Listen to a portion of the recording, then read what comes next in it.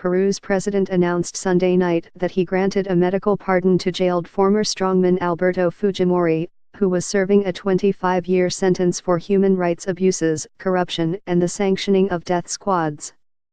President Pedro Pablo Kuczynski released a statement on Christmas Eve saying he decided to free Fujimori for humanitarian reasons, citing doctors who had determined the ex-leader suffers from incurable and degenerative problems.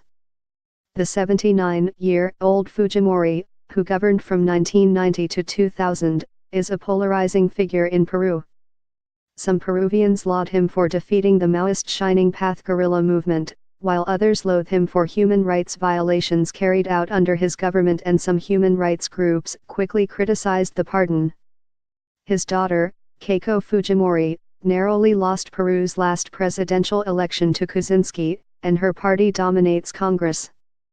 Her party mounted an attempt this month to oust Kuczynski over business ties to the Brazilian construction company Odebrecht, which is at the center of a huge Latin American corruption scandal, but the president survived the impeachment vote late Thursday.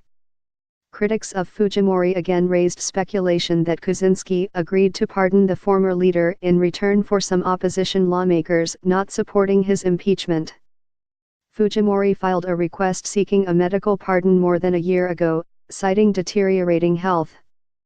He has said on his Twitter account that he suffers from arrhythmia, for which he has been hospitalized several times this year. He remained at a clinic Sunday night where he was taken from prison a day earlier after suffering a drop in blood pressure.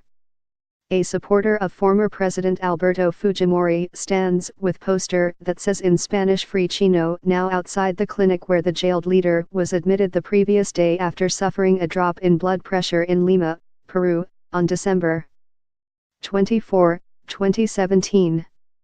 A supporter of former President Alberto Fujimori stands with poster that says in Spanish "Free Chino" now outside the clinic where the jailed leader was admitted the previous day after suffering a drop in blood pressure in Lima, Peru, on December 24, 2017. Keiko Fujimori and one of her brothers, Kenji, visited the clinic Sunday night. The brother later tweeted that their father would remain hospitalized a few days more. Supporters of the former leader gathered outside the clinic to celebrate his pardon Sunday night. "He was a brave man, the best Peruvian president of all time," said Juana Lopez. A few dozen opponents of Fujimori demonstrated a few blocks from the presidential palace. Some protesters chanted "Kuczynski traitor" and "Killer Fujimori" while carrying posters with photographs of those slain during his decade in power. José Miguel Vivanco, executive director of Human Rights Watch, said on this Twitter account that the pardon was a vulgar political negotiation in exchange for Kuczynski's stay in power. Amnesty International demanded that Kuczynski clarify the doubts about the lack of transparency and respect for due process.